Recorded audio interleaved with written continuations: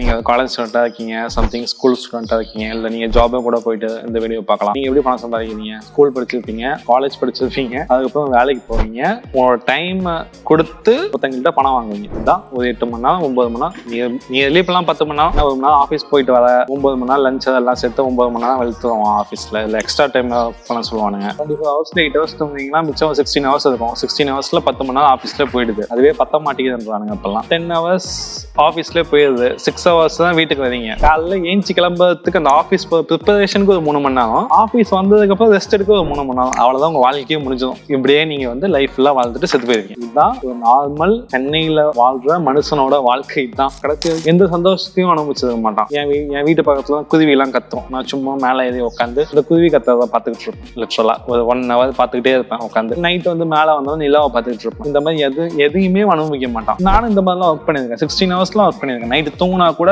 லேப்டாப்ல ஒர்க் பண்ற மாதிரியே கனவு. இந்த வாழ்க்கை எடுத்துக்கலாம். ப்ளூ பில்லா ரெட் பில்லா மேட்ரிக்ஸ் கணக்கு தான். ஓகேவா?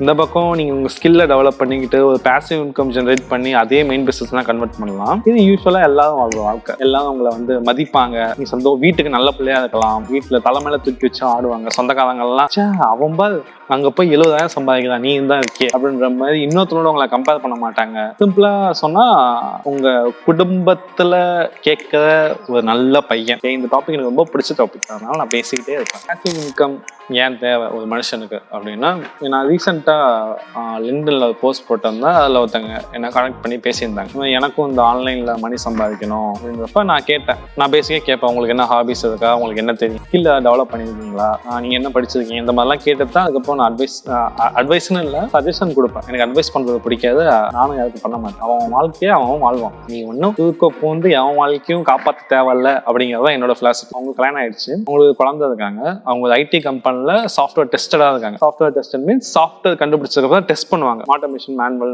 நான் அதையும் படிச்சேன், அந்த வேலைக்கு நான் ட்ரை பண்ணேன். ஓகே, அதை பத்தி எனக்கு தெரியும் டீடைல்ஸ். உங்கள்கிட்ட பேசும்போது அவங்க 3 வருஷமா ஒர்க் பண்ணிட்டு இருக்காங்க. கிட்டத்தட்ட 70,000 கிட்ட சம்பாதிச்சுட்டு இருக்காங்க. இப்போ என்ன பிரச்சனைனா, அந்த ஆஃபீஸ்ல இருந்து அவங்கள வெளில இப்போ ட்ரை பண்றாங்க. ஏன்னா ஆஃபீஸ் லாஸ்ட்ல போயிட்டு இருக்கு, கம்பெனி லாஸ்ட்ல போயிட்டு இருக்கு. அதிக சேலரி ஆகுவாங்க அப்படின்னு பார்க்க லிஸ்ட் எடுக்கும்போது இவங்க பேர் வந்திருக்கு. ஏன்னா 70 கிட்ட earn பண்றாங்க.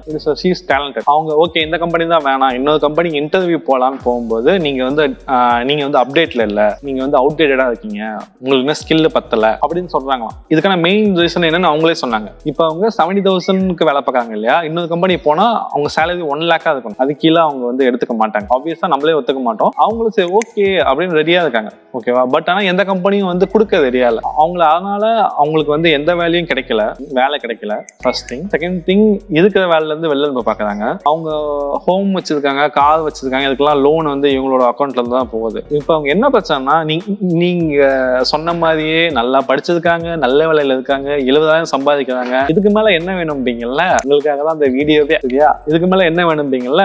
இப்ப இந்த பொண்ணுக்கு நீங்க என்ன பதில் சொல்லுவீங்க? நீங்க என்ன சொன்னீங்க?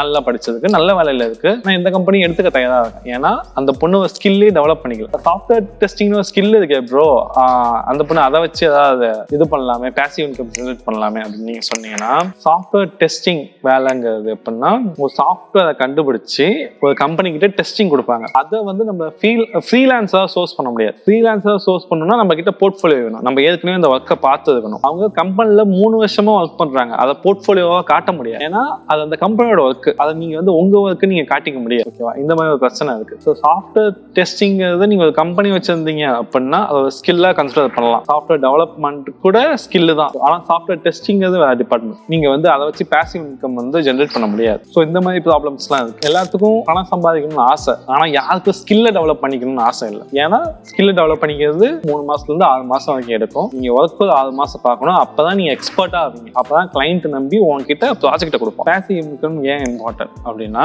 நான் ஒரு வேலைக்கு போறேன்னு வச்சுக்கேன், நான் ஒரு 40,000 சம்பாதிக்கிறேன். 40,000 பத்தல, நான் என்ன பண்றது? எனக்கு இருக்கு 2 ஆப்ஷன். ஒன்னு, என் கம்பெனில போய் சம்பளத்தை ஏற்றி கேட்கலாம், இல்ல அந்த கம்பெனியை வேலையை விட்டு நான் இன்னொரு கம்பெனிக்கு போகலாம். உனக்கு ஒரு சோர்ஸ் ஆஃப் இன்கம் மட்டும் தான் இருக்கு. உன் பிரச்சனையா அதுதான். நீ அந்த பிரச்சனையை பார்க்காம எனக்கு வந்து சம்பளம் கம்மியா இருக்குன்னு யோசிச்சுட்டு இருக்க. உன் பிரச்சனை என்னன்னா, ஒரு சோர்ஸ் ஆஃப் இன்கம் மட்டும் தான் உனக்கு இருக்கு. நான் ஒரு கணக்கு சொல்றேன், அதை கேளு. அது கேட்கவே செம்மையா இருக்கு. உனக்கு போய் 7 சோர்ஸ் ஆஃப் இன்கம் இருக்கு. ஓகேவா? 7 சோர்ஸ் ஆஃப் இன்கம் மீன்ஸ் நீ வெப் டெவலப்மெண்ட் பண்ற, யூடியூப்ல வீடியோ பண்ற, கண்டென்ட் கிரியேட் பண்ற, லிங்க்டின்ல போஸ்ட் போடுற, இந்த மாதிரி சம்திங் 7 பிளாட்ஃபார்ம்ல இருந்து உனக்கு காசு உள்ள வருது. அப்ப ஒவ்வொரு பிளாட்ஃபார்ம்ல இருந்தும் நீ வெறும் 10,000 ரூபாய் மட்டும் சம்பாதிச்சா கூட 7 விதமான பிளாட்ஃபார்ம்ல இருந்து 7 விதமான ஸ்கில்ல இருந்து 7 விதமான சோர்ஸ்ல இருந்து உனக்கு 20,000 மாசம். இது பேர் தான் பேசிவ் இன்கம். அப்ப இங்க அவ்வளவு பணம் கொட்டி கிடக்கு.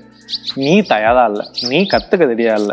40,000 சம்பாதிக்க உன் வாழ்க்கையே இலக்க நீ தயாரா இருக்க அப்படிங்கறதுதான் என்னோட கொஸ்டின். உன்னோட பர் டே வந்து 24 hours தான் எல்லாத்துக்கும். அதுல 8 hours தூங்காதுன்னு வச்சுக்கேன். 10 மணி நேரம் ஆஃபீஸ் ஸ்பெண்ட் பண்றேன், ஸ்பெண்ட் பண்றேன். மிச்சம் 6 மணி நேரத்துல அப்பயாவது நிம்மதியா இருக்கியா அப்படின்னு கொஸ்டின் பண்ணா 3 மணி நேரம் ஆஃபீஸ்ல கிளம்புறதுக்கு ப்ரிப்பேர்டா இருக்க, 3 மணி நேரம் ஆஃபீஸ்ல இருந்து வந்தோடனே டயர்ட்ல இருக்க. விஜய் சித்து சொல்ற மாதிரிதான் இது என்னடா வாழ்க்கை, மயிறு வாழ்க்கை, மயிறு மாதிரி இருக்குன்ற மாதிரிதான் வாழ்க்கை இருக்கு. இந்த வாழ்க்கைக்கு தான் நீ படிச்சியா, இந்த வாழ்க்கைக்கு தான் நீ வந்து ப்ரிப்பேர் ஆனியா அப்படின்ற மாதிரிதான் இருக்கு. அந்த சிஸ்டமே என்ன சொல்லி தருதுன்னா, படி, நல்லா படி, இன்னும் நல்லா படி, நல்ல வேலைக்கு போ, நல்ல சம்பளம் வாங்கு, ஒரு வீடு கட்டு, கல்யாணம் பண்ணு, புள்ள பெத்துக்கோ, செத்து சிஸ்டமே சொல்லி தருது. என் தாத்தா வேலைக்கு போனாரு, சம்பாதிச்சாரு, வீடு கட்டினாரு, அவங்க பசங்க எல்லாம் கட்டி கொடுத்தாரு. அவங்களோட பையன் வேலைக்கு போனாரு, சம்பாதிச்சாரு, வீடு கட்டினாரு, கட்டி கொடுத்தாரு. திருப்பி அவங்களோட பையனும் இதே தான் ரொட்டீனா பண்ணிக்கிட்டு இருக்கான். யாருமே வாழ்க்கையில முன்னேறல. இப்ப என் தாத்தா பண்ணதே தான் அவங்களோட பையனும் பண்றாரு அப்படின்னா இப்ப இவருக்கும் என்ன டிஃபரன்ஸ்?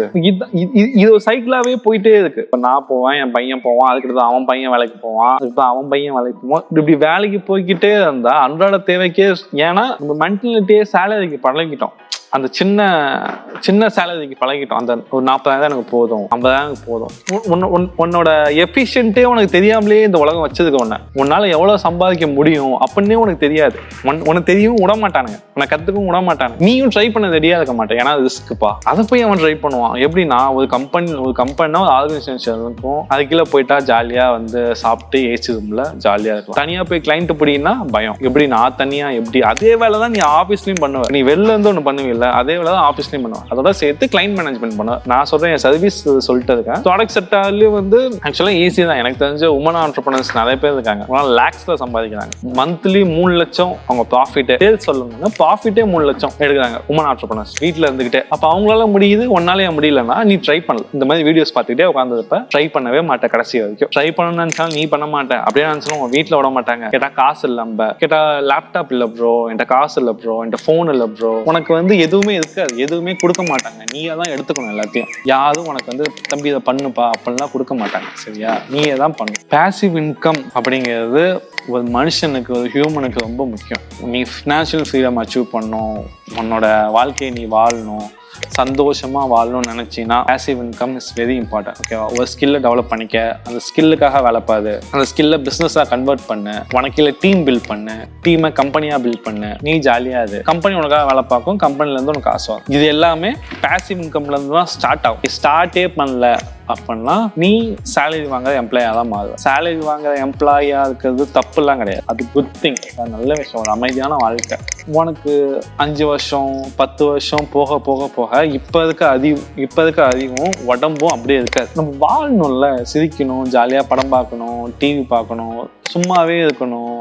இதெல்லாம் லைஃப். இவனுங்க எப்படின்னா இவனுங்க அதுக்கெல்லாம் தயாராகவே இல்லை. இவனுங்க வந்து ஒரு சிஸ்டமேட்டிக்காக ஒன்று பில்ட் பண்ணி வச்சிருக்கானுங்க. சம்பாதிச்சுக்கிட்டே இருக்கணும், பணத்தை கொண்டு வந்துக்கிட்டே இருக்கணும். பேசிவ் இன்கம் பண்ணுங்க, சம்பாதிங்க, இன்கம் ஸ்ட்ரீமை வந்து ஜென்ரேட் பண்ணுங்க, புதுசாக கற்றுக்குங்க, லைஃப்பை சந்தோஷமா லீட் பண்ண ட்ரை பண்ணுங்க. ஒரு சஜஷன் சொல்லலாம், கோல் பணம் சம்பாதிக்கிறதுக்கு மட்டுமே கிடையாது. கோல் வந்து ஹாப்பியா வாழும். பணம் சம்பாதிக்கிறத வந்து ரொம்ப ஸ்ட்ரெஸ் பண்ணி சம்பாதிச்சே ஆகணும் அப்படிலாம் இல்லை ப்ரோ. பணம் சம்பாதிக்கணும், அவ்வளவுதான். பணம் சம்பாதிக்கிறது பார்ட் ஆஃப் த லைஃப். பணம் சம்பாதிக்கிறதுக்குனே வாழ்க்கை இழந்ததான்னு சொல்றேன். பேசிவ் இன்கம் ஜென்ரேட் பண்ண உனக்கு 30 வயசா இருக்கலாம், 40 வயசா இருக்கலாம், 50 வயசா இருக்கலாம், 20 வயசா இருக்கலாம், 19 வயசா இருக்கலாம். நான் என்ன சஜஸ்ட் பண்றேன்னா, உனக்கு 20 கீழே ஏஜ் இருந்தது அப்படின்னா உன் லைஃப் அப்ப ஜாலியா வாழ்க்கைவா. அதுக்குள்ள பணம் சம்பாதிக்கணும் ஓடாது. நிறைய பீப்புள் வந்து எனக்கு 18 இயர்ஸ்ல 17 இயர்ஸ்ல 20 இயர்ஸ்ல நான் வந்து பணம் சம்பாதிக்கணும், நான் வந்து கத்துக்கணும் அப்படின்ற மாதிரி தான் சொல்றாங்க. நான் என்ன சஜஸ்ட் பண்ணுவேன் அப்படின்னா, பணம் சம்பாதிக்கலாம், அது ஒரு ஏஜ் இருக்கு. இந்த 17 இயர்ஸ் இந்த 20 இயர்ஸ் லைஃப் இருக்குல்ல, அந்த லைஃப் திருப்பி கிடைக்காது.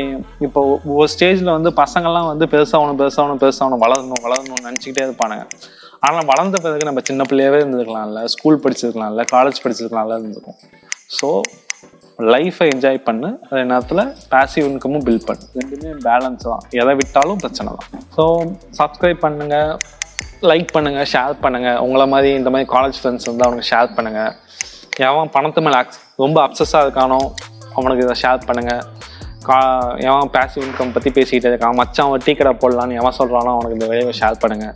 டீ கடை போட்டு மட்டும் சம்பாதிக்க முடியாது ப்ரோ, ஸ்கில்லை கற்றுக்கிட்டும் பணம் சம்பாதிக்க முடியும் அப்படின்னு சொல்லுங்கள். டீ கடை போடுறதும் ஸ்கில்லு தான் ப்ரோ. சப்ஸ்கிரைப் பண்ணுங்கள், ஷேர் பண்ணுங்கள், லைக் பண்ணுங்கள். இந்த வீடியோ உங்கள் ஃப்ரெண்ட்ஸுக்கு ஷேர் பண்ணுங்கள்.